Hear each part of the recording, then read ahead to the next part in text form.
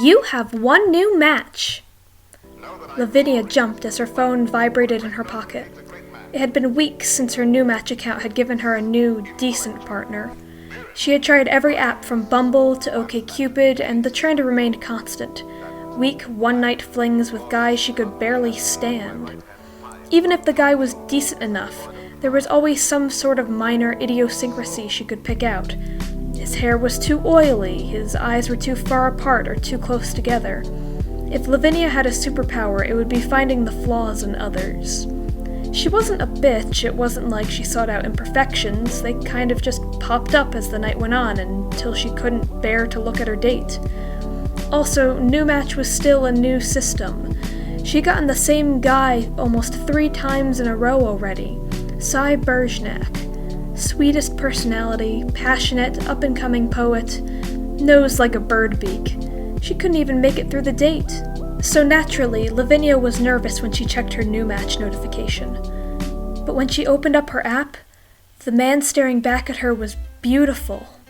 Black hair swept back from his forehead, away from his baby blue eyes, but in a controlled sweep, not messy or unkempt. His smile was playful and mischievous as opposed to the sexy smirk or covered face pictures all the other jerks she dated tried to pull off, and it was accented by a neat, short-trimmed beard. There was something about his eyes, his face, that kept Lavinia from denying the match. She scrolled down to read his bio. Henry Sidero, age 28. Occupation, a gentleman and a scholar, but employed as an architect. Likes cats, coffee, and lawn walks down the subway station. Dislikes those darn pigeons that keep hanging around my apartment. In the words of Freddie Mercury, can anybody find me someone to love? Lavinia was hooked. If Henry could enchant her from his profile description, he must be even better in person. Her fingers tapped along the screen of her phone, and moments later, he replied. Only minutes had passed before they set up their first date at Daily Press, a coffee shop only 15 minutes away from both their apartments, the next day. With a final text to confirm plans, Lavinia plopped onto her couch and sighed, holding her phone to her chest. The hours couldn't move by any slower.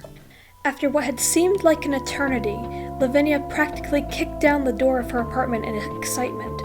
She had woken up before her alarm for the first time in months and was actually prepared to start the day. Lavinia donned her favorite gray, oversized knit turtleneck and adjusted her circle-framed wire glasses over her freckled face.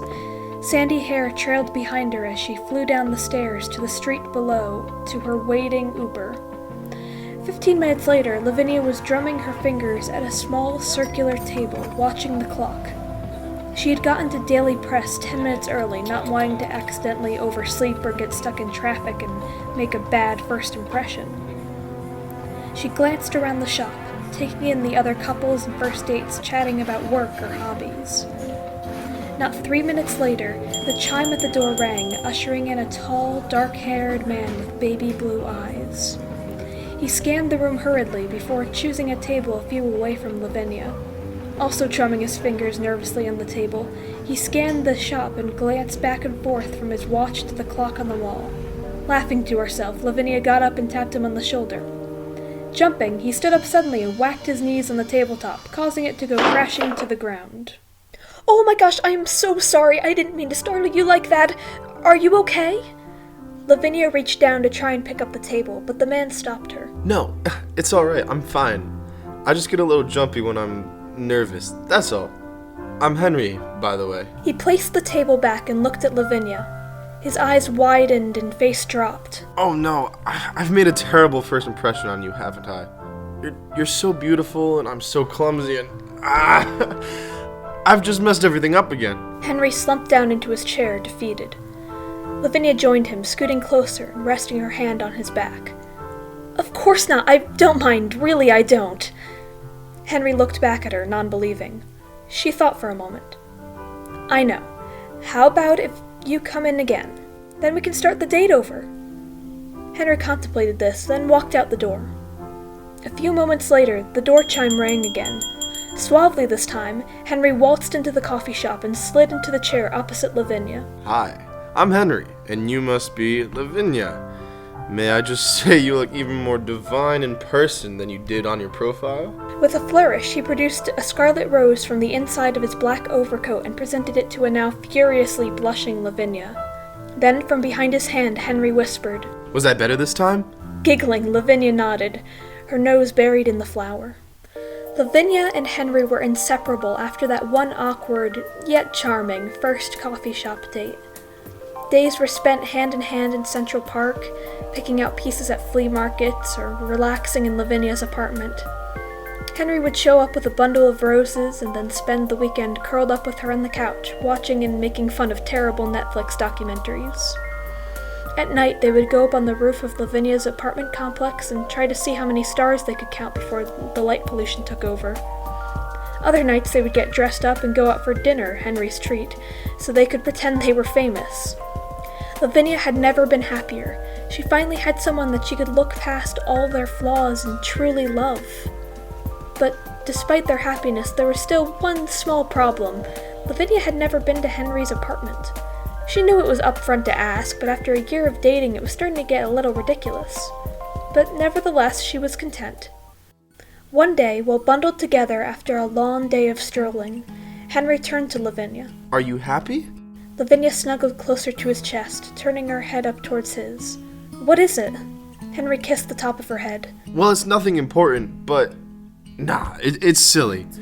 Never mind. Lavinia sat up, placing her hands on his knees. Henry, it won't sound silly. What is it? Well, we've been seeing each other for about a year now, and you're the most amazing girl I've ever met. I can't imagine another day without you by my side, living together. Would you bless me with the honor of being your husband? Henry reached into his pocket and procured a small, gold-laced box. Hands shaking, Henry opened it, revealing a dainty golden ring with a small rose shape set into it, the petals made of dark garnet, and, in the middle, a small diamond. Henry held it towards a tearing-up Lavinia. I know it isn't much, but... Before he could finish, Lavinia tackled him to the couch. Of course I'll marry you, you big dork! After a tirade of kisses, Lavinia stopped to think for a moment. On one condition. Henry looked surprised. Of course. What is it? Before we get married, Lavinia said, I want to see where you live. Henry smacked his head. I'm so sorry about that. Henry apologized. I don't know how it got away from me. I've been meaning to ask you over for some time now, but I always had so much more fun over here. To be honest, it's a little messy over there. Lavinia brushed his hair back into place. I'm sure it's not too bad. I'll come over on Tuesday, all right? Henry nodded excitedly. That's perfect. I invited some work friends over on Tuesday, and you can meet them. Oh, it'll be so much fun. I have quite the meal planned. Lavinia's mouth watered as she thought about all the times Henry came over to cook her pork roasts and sausages. Anything else I should know before I come over? Any appetizers or desserts or anything? Henry kissed her on the top of the head before walking over to the door to get his coat. Nothing, just yourself will be fine, dear. Now I have to go and clean my apartment. I messaged you the directions on how to get there. Just follow those. As he turned to leave, he quickly whirled back around. I almost forgot. Try to show up as close to 9 o'clock as possible. I have a big surprise planned for you, and I don't want to spoil it. I won't be home until 8:30 anyways. Tuesday seemed to drag forever. After eons at her job trying to figure out how to best market safe online habits to teenagers as part of a new internet supplier initiative, Lavinia was back at her apartment trying to pass the time by scrolling through social media. Jesus, who are these people trying to fool? She had stumbled upon a Snapchat story about how predators use dating apps to track innocent little girls. But the profiles were super obvious. The pictures were of supermodels, the faces were digitally altered. She was so lucky to have found Henry. She looked at the clock on the wall. It was only 7:25. Lavinia sighed and started to pace the apartment. Then she had a thought. If I go now, I'll be able to get to Henry's apartment by 8, so I won't be late. Before I leave, I should screenshot his directions, just in case. With a quick snap and twirl of her coat, she began the trek to the subway to get to Henry's apartment. As she stepped out of the station, a wave of unease filled Lavinia. It was a darkened neighborhood, street lights almost completely absent, save for the one right outside the subway station, and the one at the end of the street. Roofs leaned forward and windows leered at her as she slowly made her way down the street, purse clutched in her hands. She cautiously looked down at the directions Henry messaged her. Lavinia turned down a dark labyrinth of an alleyway, despite her better judgment, following all the directions on her phone, and eventually reached a large Victorian-styled building. The exterior seemed normal, but upon inspection, Lavinia was surprised it still stood. The black brick facade was crumbling, exposing veins of red brick in the dim, flickering porch light. The front door splintered, hidden by many layers of fading paint. Strangest of all, there were hundreds of pigeons roosting on the roof, over the railings, making nests in the darkened windows and broken shutterboards, all cooing and squawking at each other. As Lavinia approached the front porch, the cooing fell silent. Thousands of eyes fell on her back as she reached towards the knocker. Just as she was about to grab it, the flutter of wings stopped. Lavinia slowly turned around to the sight of the whole flock on the porch. Startled, she dropped the purse, Kleenex and half-used lip balm containers spilling everywhere. A few pigeons scuttled forwards to examine the dropped belongings, but Lavinia shooed them away. The rest stayed still as stone, unblinking.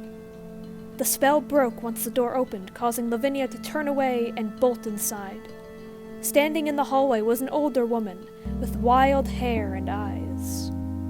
"I'm sorry about that," Lavinia said, still a little shaken. "I don't usually make a habit of barging in uninvited, but those pigeons were really freaking me." "As they should have." The woman cut her off. "You shouldn't be here."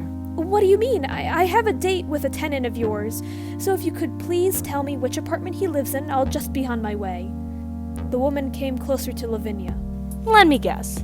He's tall, black hair, blue eyes, beard, a true gentleman?"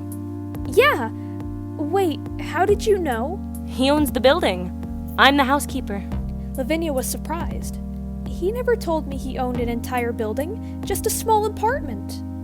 The woman rolled her eyes. "There's a lot of things he didn't tell you. How long have you been seeing Henry for now? A week? A month?" Lavinia wandered into what she could only assume was the parlor. Huge, high-backed velvet chairs lined the walls, with an enormous oak table in the center. "I've been dating Henry now for almost a year. In fact," Lavinia showed her hand to the woman, "we're engaged!" Now it was the woman's turn to look surprised. "Really? I knew cats played with their food, but this is ridiculous." She began inspecting Lavinia. "What is so special about you that he wanted to savor it?" Lavinia pulled away from the woman in shock. "What are you talking about? Henry would never—" "He would, and he will, my dear. Mr. Sidero and his friends have a very peculiar diet. He does the hard part. He finds women on these dating apps and invites them back to his house for the night after a few drinks. As soon as they step through this door, however, he ties up the poor thing and throws them on the table. I don't want to talk about it anymore. It's bad enough I'm the one who has to cook them. It makes me ill just thinking about it. Don't look at me like that. I'm as trapped here as those pigeons are." The woman turned Lavinia towards the door. "He's going to be back any moment now with those hideous friends of his, so if you want to live, you should." She never got to finish, for at that moment there was a banging at the door.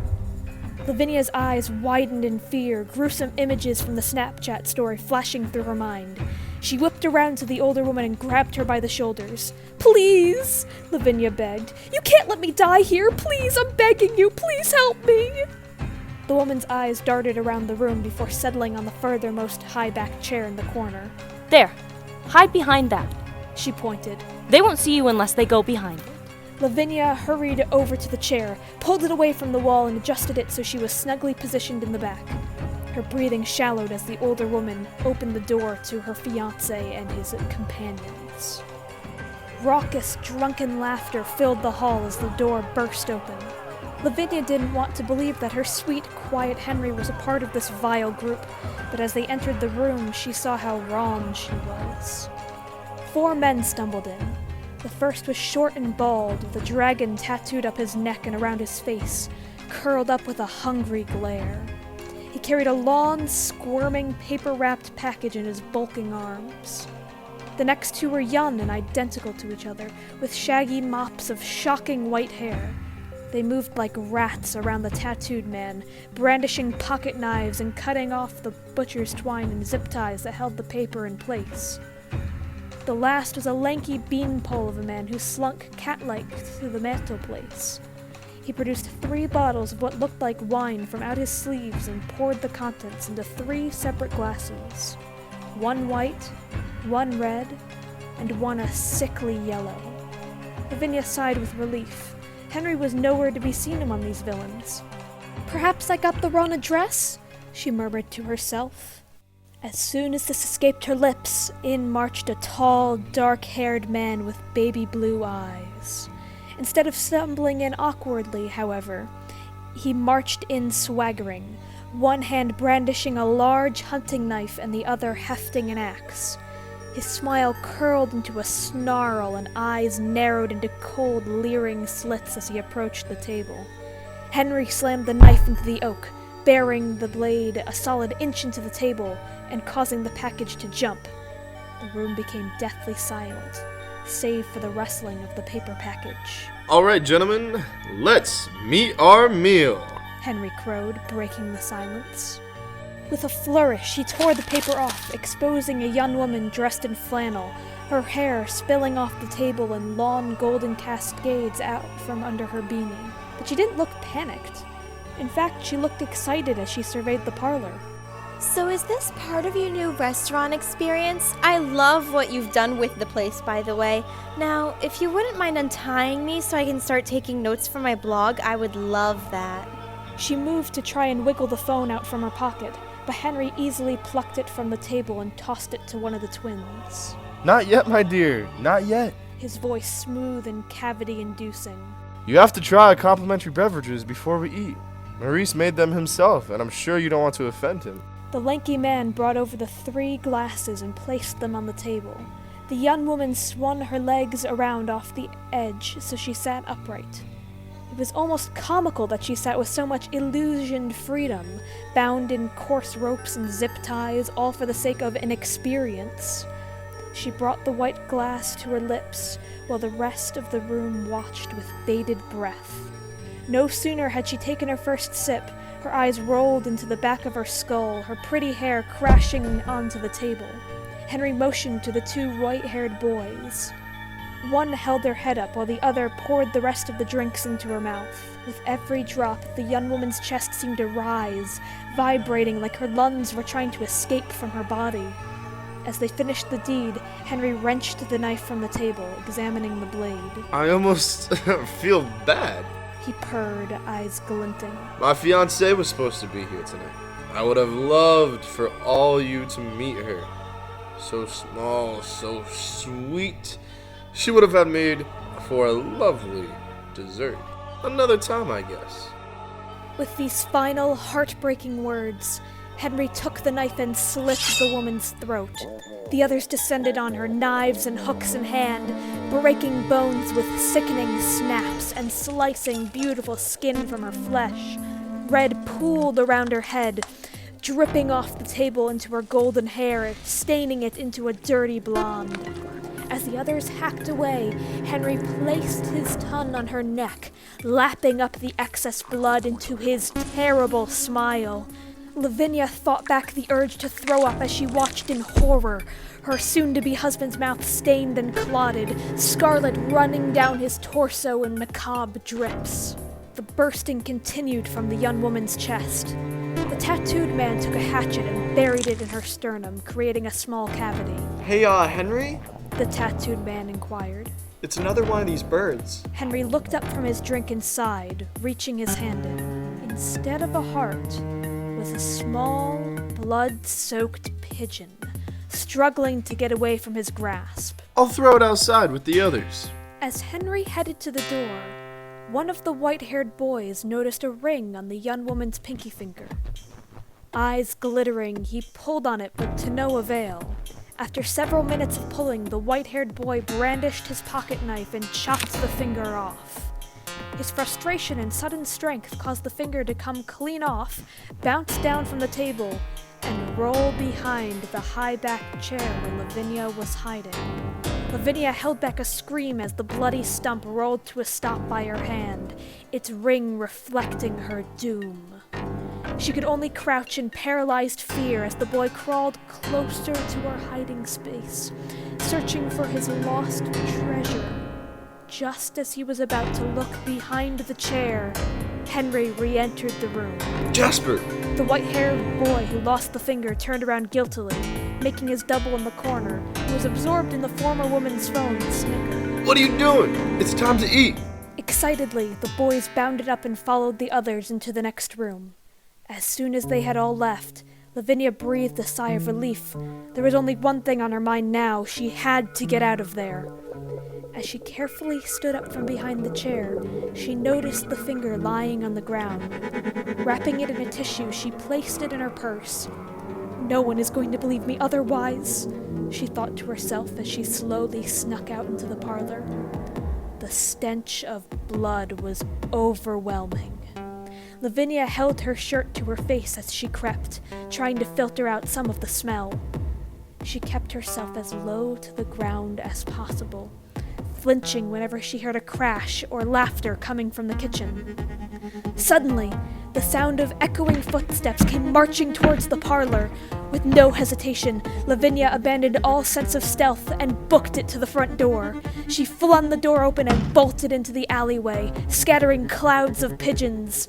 She whipped out her phone to check the directions Henry had sent her, but they had all been erased. Good thing I took a screenshot, she muttered to herself, almost dropping her lifeline.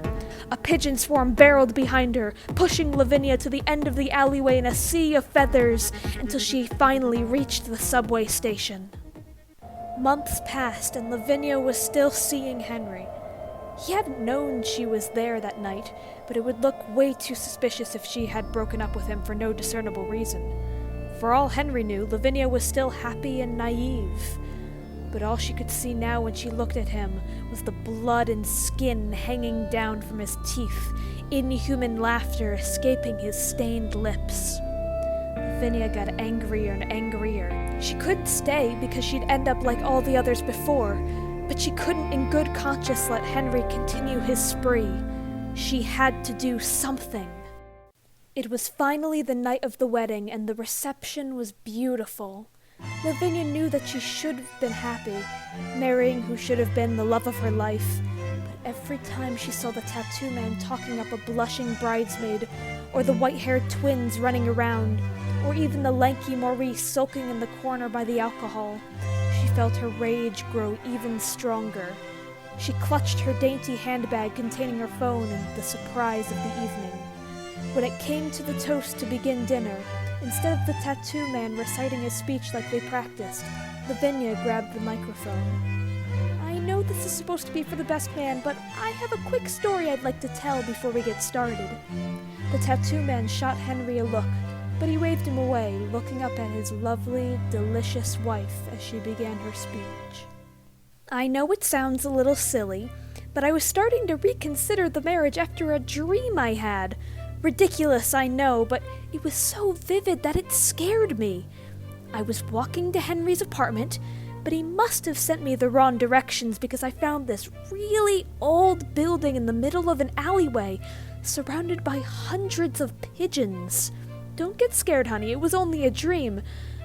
But I walked up to the door, and inside was an older woman who told me that, get this, the whole building was Henry's apartment, and that if he caught me there, he was going to kill and eat me.